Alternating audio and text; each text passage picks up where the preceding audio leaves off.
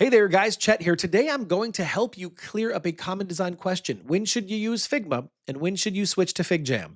These two tools often get mixed up because they come from the same company, but they actually serve very different purposes in that design process. So without further delay, let's get started. First off, let's break down what each tool is designed for. Figma is a vector-based design tool where you can create high-definition visuals and detailed mockups. It gives you full control to draw shapes, use the pen tool, manipulate points on a pixel grid, and export designs in formats like SVG, which scale perfectly on the web. It also has robust prototyping features, letting you create interactive flows and shareable links for user testing or stakeholder presentations. Next up, we have FigJam, which is more like a digital whiteboard. Think of it as a tool for workshops, brainstorming, and early stage discovery. FigJam doesn't support vector drawing like Figma, but it's packed with easy to use shapes, sticky notes, emojis, voting stickers, and timers. It's designed for collaboration and exploration rather than polish, making it perfect when you want to stay low fidelity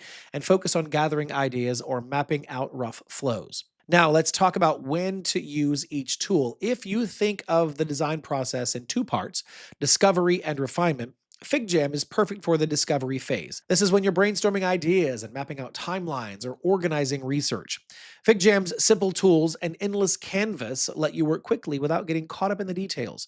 It's also great for non-designers who want to join workshops or planning sessions because it is so easy to use. Meanwhile, when you move into the refinement phase, Figma is the go-to tool. This is where you put together detailed wireframes, polished markups, and prototypes. Figma's powerful design tools help you create precise layouts, and the built-in libraries make it very easy to pull in assets that match your team's style.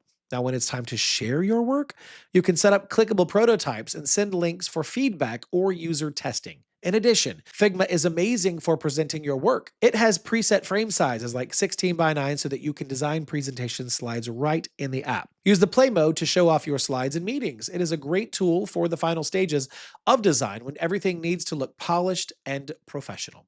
All right, that's the end of this video. I hope this gave you a very clear picture of when to use Figma and when it's time to switch over to FigJam. If you've got any clever ways that you're using these tools on your team, drop me a comment below. I would love to hear those. And of course, don't forget to subscribe for more design tips and tools. Thanks for watching. I'll see you in the next video.